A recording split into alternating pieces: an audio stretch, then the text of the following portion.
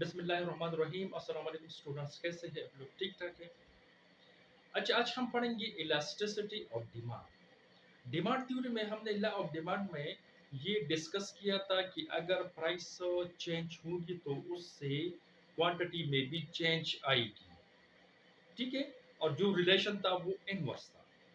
लेकिन वहाँ हमने सिर्फ चेंज की बात की थी, हमने ये नहीं पढ़ा था कि प्राइस में कितनी चेंज आएगी, उसके रिस्पॉन्स में क्वांटिटी में कितनी चेंज आएगी, या क्वांटिटी प्राइस का कितना चेंज एक्सेप्ट करेगी। तो ये सारी बातें अभी हम इलास्टिसिटी ऑफ डिमांड में पढ़ेंगे, क्योंकि इलास्टिसिटी ऑफ डिमांड असल में मैयर ऑफ रिस्पॉन्सिवनेस है। ठीक है।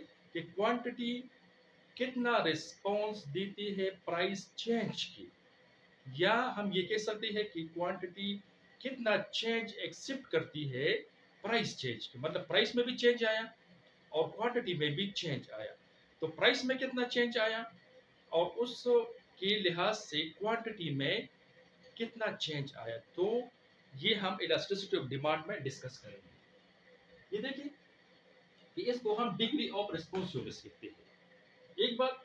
दूसरी बात यह है कि इलास्टिसिटी ऑफ डिमांड को हम इस तरह भी डिफाइन कर सकते हैं कि it is the ratio between percentage change in quantity and percentage change in price. ये भी इसकी डिफिनेशन है। दूसरा डिफिनेशन ये है कि elasticity of demand is the proportionate change in quantity and a proportionate change in price. ठीक है। तो ये सारे जो इलास्टिसिटी ऑफ डिमांड है उसका ये फार्मूला भी है कि हम अगर percentage change in quantity divide by percentage change in price करें तो इससे भी हम elasticity of demand find out कर सकते हैं। और ये फार्मूला भी है कि अगर हम प्रोपोर्शनल मेथड से इलास्टिसिटी ऑफ डिमांड को मालूम करना चाहें तो उसके लिए हम ये फार्मूला इस्तेमाल करेंगे। अब इसके बाद हम देखेंगे कि इलास्टिसिटी ऑफ डिमांड की डिग्रीज क्या है। डिग्री का मतलब ये है कि क्वांटिटी प्राइस के चेंज का कितना असर जो है वो देती है। ठीक है। तो ये अब पढ़ेंगे हम कि इलास्टिसिटी ऑफ डिमांड की मुख्तलिफ डिग्रीज क्या है, कि क्वांटिटी प्राइस के चेंज का कितना रिस्पॉन्स देती है, ज्यादा देती है, कम देती है।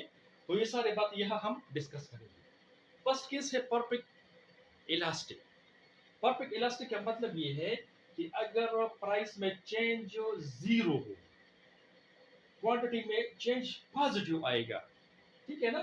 ये जीरो होगा लेकिन क्वांटिटी में चेंज बहुत ज्यादा आएगा।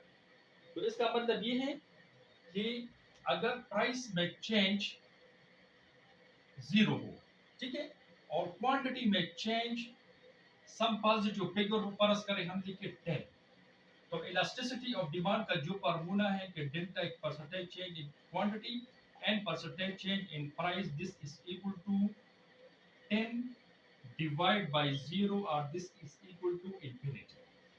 ठीक है। मतलब यह है कि इसको हम इनफाइनाइट इलास्टिसिटी ऑफ डिमांड भी कहते हैं, क्योंकि यह क्वांटिटी में चेंज ज्यादा आ रहा है लेकिन प्राइस में चेंज जीरो है। वो सब पॉजिटिव फिगर है लेकिन प्राइस में चेंज जीरो है, लिहाजा इलास्टिसिटी ऑफ डिमांड इंफिनिटी के बराबर है। सेकंड है परफेक्ट इनइलास्टिक डिमांड। इसका मतलब ये है कि क्वांटिटी प्राइस के चेंज का सिरे से कोई असर जो है वो एक्सेप्ट नहीं करती, कोई रिस्पॉन्स नहीं देती। क्वांटिटी जीरो रिस्पॉन्स देती है, प्राइस में रिस्पॉन्स पॉजिटिव है लेकिन क्वांटिटी उसकी पॉजिटिव होने की रिस्पॉन्स जीरो देती है। तो मतलब ये है कि इसको हम परफेक्ट इनइलास्टिक डिमांड कहेंगे। ये हम इस तरह लिख सकते हैं कि change in quantity is equal to zero. Percentage change in quantity is equal to zero, and percentage change in price is equal to some positive figure we say that is equal to 10. फार्मूले में values put करें, percentage change in quantity divide by percentage change in price, this is equal to quantity में change zero है और price में change 10 है। Zero divide by something is equal to zero, इसलिए इसको हम जीरो इलास्टिसिटी ऑफ डिमांड भी कहते हैं। Suppose percentage change in price equal to percentage change in quantity. अगर ये 100% है तो ये भी 100% आएगी। फॉर्मूले में वैल्यू पुट करेंगे तो ये आएगा elasticity of demand is equal to 100% divide by 100%, this is equal to 1।